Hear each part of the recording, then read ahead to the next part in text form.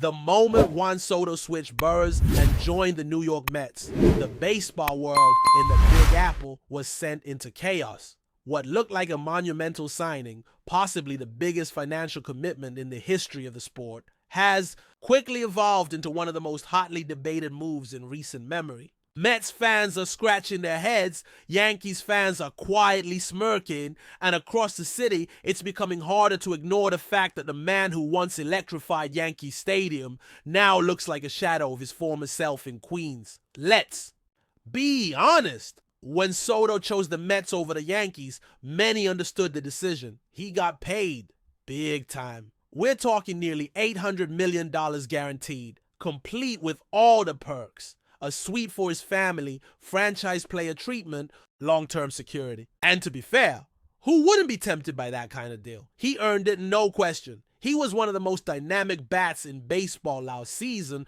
with power, patience, swagger, and that ever-so-iconic Soto shuffle. But with great pay comes even greater expectations. And right now, Soto is falling short. Over in the Bronx, there was heartbreak, sure. Soto's departure left a void, not just in the outfield, but in the hearts of Yankees fans who had embraced him as one of their own, especially in the Dominican-heavy right field bleachers, where his presence wasn't just appreciated, it was celebrated. That connection, that chemistry was something special, and now it's gone. The Yankees moved on, though. They made adjustments. They brought in pieces that weren't flashy on paper, but have proven to be effective. Names like Paul Goldschmidt, Cody Bellinger, and Max Fried started showing up on scorecards and highlight reels. The Bronx Bombers didn't mourn. They recalibrated, and it's working. Meanwhile, across town, Mets fans are starting to ask some uncomfortable questions. Soto's numbers this year are fine, not terrible by any means. He's putting up an on-base percentage in the mid-threes, a slugging percentage that hovers just under .450, and an OPS plus north of 130. But none of that screams superstar. None of that justifies nearly $1 billion. The expectations weren't for fine. They were for elite, for irreplaceable, for game-changing. Right now, Soto's performance looks replaceable, and that's a problem for the Mets. More than just numbers, though, there's an energy missing. The signature shuffle, gone. The intensity, lacking. In a recent Subway Series showdown, Soto went hitless and looked out of sync. Reports even mentioned a noticeable weight gain, a sluggish bat, and most glaringly, a lack of engagement. After the game, he skipped interviews, brushing off reporters with a promise to return that never materialized. That's not the Juan Soto New York came to know. That's not the player who last season stood tall at his locker no matter the result. It's subtle, but the body language tells a story. And right now it's a story of detachment. And perhaps the most damning image from that series wasn't something that happened during the game. It was the sight of Soto smiling and laughing with his former Yankees teammates, Aaron Judge, Jazz Chisholm, and even manager Aaron Boone during batting practice. It was the kind of joy we haven't seen from him in a Mets uniform. Yankee Stadium felt like home, and for a few brief moments it looked like Soto was back where he belonged. On the flip side, the Yankees are thriving. Not just surviving, thriving. Paul Goldschmidt, the veteran many thought was washed up, is putting together a resurgent season. An OPS pushing .880, a batting average well above .330, and steady production that's helped anchor the lineup. Cody Bellinger, once thought to be a risky gamble after a brutal start, has turned a corner with a blistering 13-game hitting streak, driving in runs, flashing elite defense, and giving Yankees fans plenty of reasons to cheer. And let's not forget Trent Grisham, the so-called throw-in from the Soto deal, who's quietly outperforming Soto in several key categories. More home runs, higher slugging, more RBIs, and fewer at-bats. The Yankees got younger, leaner, and more dynamic, all while freeing up the cash Soto would have commanded. It's ironic, really. The very move that was supposed to set the Mets apart might be the one that defines their dysfunction. Because this isn't about talent. Soto is still incredibly talented, but right now he's playing like a man who already got paid. That edge, that urgency, it's not there. And in New York, where scrutiny never sleeps, that absence is loud. Yes, Soto's on-base skills are still elite. He's always been a walk machine with a batting eye that's borderline historic. But even that feels like a small consolation when everything else is trending downward. 8 home runs and nearly 200 at-bats. That's not what you pay for when you commit $750 million.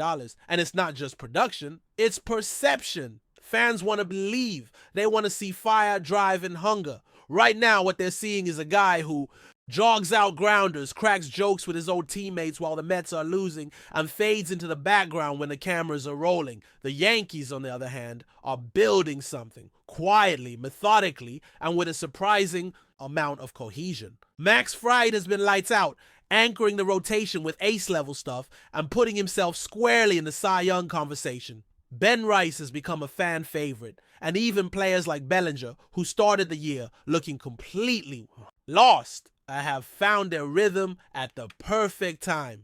These aren't flashy names compared to Juan Soto, but they're contributing, they're winning, and that's all that matters. In the end, Soto's decision was personal. Reports say he initially leaned towards staying with the Yankees, but his family preferred the Mets. Whether that's true or not, it doesn't change the fact that something feels off. He doesn't look like the same guy. Not in the box, not on the bases, not in the dugout. Mets fans expected a generational talent. What they've gotten is a good player. And good isn't good enough when your contract is historic. The harsh truth is, Soto might regret this move. Maybe not now, but eventually. The energy in the Bronx is different. The Yankees are clicking, and the fans have already embraced the new faces stepping up in his absence. The Mets, meanwhile, look like a team trying to force chemistry, waiting for their superstar to flip the switch and start playing like one. But maybe that switch doesn't get flipped when your bank account has already secured your legacy. Maybe it's easier to stay hungry when you still have something to prove. And the Yankees, well, they got something to prove too.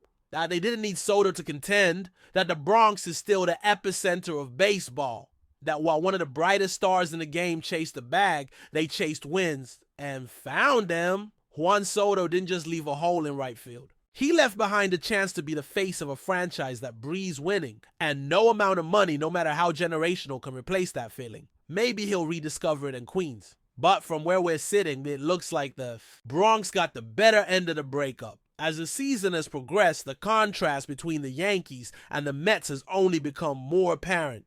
The Yankees, despite the early doubts and injuries, have demonstrated resilience and depth that many hadn't expected. The team's front office clearly made shrewd decisions in the wake of Soto's departure. Instead of relying on one singular superstar, they have constructed a more balanced roster where multiple players can step up on any given night. Paul Goldschmidt's reveal has been one of the more surprising stories. Once considered past his prime by some analysts, Goldschmidt is proving that experience and steady hand still hold immense value in the lineup. His on-base percentage and a batting average are a testament to his ability to adapt and still be a key contributor. It's this kind of veteran leadership that has helped stabilize a lineup that many feared would crumble without Soto. Cody Bellinger's turnaround is equally impressive. After a brutal start to the season that had many questioning whether he could live up to his previous All-Star form, Bellinger has been on fire recently. His 13-game hitting streak is not just a streak of luck, but an indication that his swing mechanics, plate discipline, and confidence have all rebounded. His defensive work in left field has also been a highlight, reminding fans that he can be a two-way threat.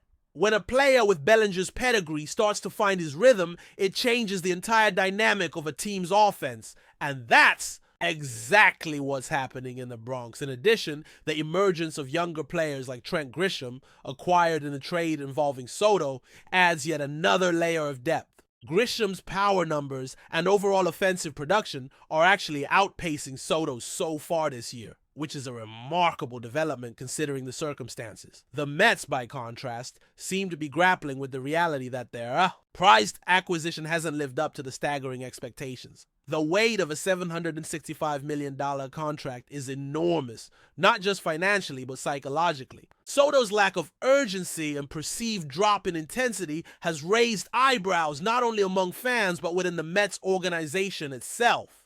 When a player knows he's guaranteed such a historic sum, it can sometimes lead to a complacency that's tough to shake. This doesn't mean Soto isn't talented, far from it. But baseball is as much a mental game as it is physical, and hunger often makes the difference between good and great. Observers have noted Soto's reluctance to engage with the media after losses, his shorter post-game appearances in the clubhouse, and the fact that he seemed more comfortable joking around with former Yankee teammates than embracing his role. As a Mets leader, the Mets' current state underscores an important lesson in sports. Money alone doesn't buy success or happiness on the field. Chemistry, passion, and motivation play equally critical roles. The Yankees, while perhaps missing Soto's elite bat, have found a way to foster those qualities across their roster. The team's energy has been infectious, and that intangible spark can often elevate players beyond their raw statistics. This renewed team cohesion has propelled them through tough stretches and injuries, keeping them in the hunt for a playoff spot in a highly competitive division. Max Fried's performance has been another pivotal factor for the Yankees. Signing him as a free agent was a significant move, and he's lived up to the hype by becoming a leading candidate for the Cy Young Award. His consistency on the mound has given the Yankees a dependable ace, which is invaluable in a league where pitching depth often dictates postseason success. Fried's ability to dominate opposing hitters, keep the team in games, and set the tone for the rotation has created a strong foundation for the Yankees' pitching staff. In tandem with contributions from relievers and other starters like Garrett Cole, the pitching core is arguably stronger than it was last season, providing yet another reason for optimism in the Bronx. As for the Mets, the pressure on Soto is mounting. Fans expected their marquee signing to transform the team into a perennial powerhouse. But instead, the Mets find themselves stuck in mediocrity. The contrast between Soto's current output and what the Yankees are achieving without him is a bitter pill for Mets supporters. Some analysts speculate that Soto's decision to join the Mets was influenced more by family preferences than a pure baseball rationale, adding a complicated emotional layer to his situation. Whether that's true or just rumor, it hasn't changed the fact that Soto appears less engaged and less dominant than the player who once dazzled fans in pinstripes. Despite all this, there's still time for Soto to turn things around baseball. Seasons are long, and players often go through slumps and resurgences. If Soto rediscovers the hunger that propelled him to superstardom, the Mets could become a real threat. But until that happens, the Yankees will enjoy the satisfaction of seeing their former star struggle across town, while their own team continues to build momentum and hope for a deep playoff run. It's also important to note the broader implications of Soto's situation on the free agency market and trade season. With a giant contract like his in play, other teams and players are watching closely. If Soto's performance doesn't justify his pay, it could impact how future mega deals are structured, how much risk teams are willing to take, and how players approach their own contract negotiations. The Yankees' smart spending, which focused on multiple solid contributors rather than one superstar, might become a model for other franchises looking to balance competitiveness with financial prudence. In the end, Juan Soto's story this season is more than just a tale of a player changing teams. It's a reflection of what makes baseball so fascinating. The unpredictable mix of talent, business, personality, and circumstance. Soto's journey from Yankee hero to Mets disappointment is still being written. And while the numbers and attitudes so far favor the Bronx Bombers, the drama is far from over. The next few months will reveal whether Soto can reclaim his greatness or whether the Yankees have truly moved on to a new era without him. For now, Yankees fans can savor the moment. Their team is playing well, their key players are performing, and they have a sense of unity and purpose that is rare in professional sports. The Mets, meanwhile, are left wondering if the price they paid for Juan Soto was worth it. In New York, where baseball passion runs deep and the rivalry never sleeps, that question will fuel conversations and debates for a long time to come. But before we continue, please remember to join our channel and give this video a like. Your support allows us to keep bringing you the latest news about the New York Yankees. Feel free to share your thoughts on the news in the comments. In a stunning development that has sent shockwaves through the Yankees organization, Rumors are swirling that infield star Anthony Volpe and promising catcher Ben Rice were involved in a heated altercation that led to both players being temporarily removed from the team's active roster. While the club has yet to issue an official statement regarding the incident, sources close to the team suggest that tensions between the two young players had been brewing for some time before erupting earlier this week. According to reports, the confrontation took place in the team clubhouse following a recent loss, with emotions running high and frustration spilling over. Witnesses described a verbal argument that quickly escalated, allegedly becoming physical before coaches and veteran teammates intervened to separate the two. The exact cause of the dispute remains unclear, though insiders hint at growing friction over leadership roles and clubhouse dynamics, especially as both players are viewed as potential cornerstones of the franchise's future. Volpe, 23, has emerged as a key figure in the Yankees infield, praised for his defensive prowess and clutch hitting. Rice, on the other hand, has been one of the organization's brightest young prospects, impressing with his power at the plate and his development behind it. The altercation is a significant blow to a team already navigating a competitive and emotionally charged season. While the Yankees have refrained from commenting directly on the incident, manager Aaron Boone was noticeably tight-lipped when asked about the status of both players, only stating that some internal matters are being handled. Neither Volpe nor Rice appeared in uniform during the team's last two games, fueling speculation of disciplinary action. The fallout from the altercation could have serious implications for the Yankees' chemistry and performance going forward. With the team battling for a playoff position, unity and focus are critical. Two things now seemingly at risk. Fans are left wondering whether this is a minor bump in the road or a sign of deeper unrest within the clubhouse. Either way, the Yankees front office will have to address the issue decisively to avoid further disruption to a season already under intense scrutiny. That's it for this update. If you enjoyed the video and want to keep receiving exclusive news about a New York Yankees, please subscribe to our channel and give us a like. We always appreciate your comments and opinions. See you in the next video.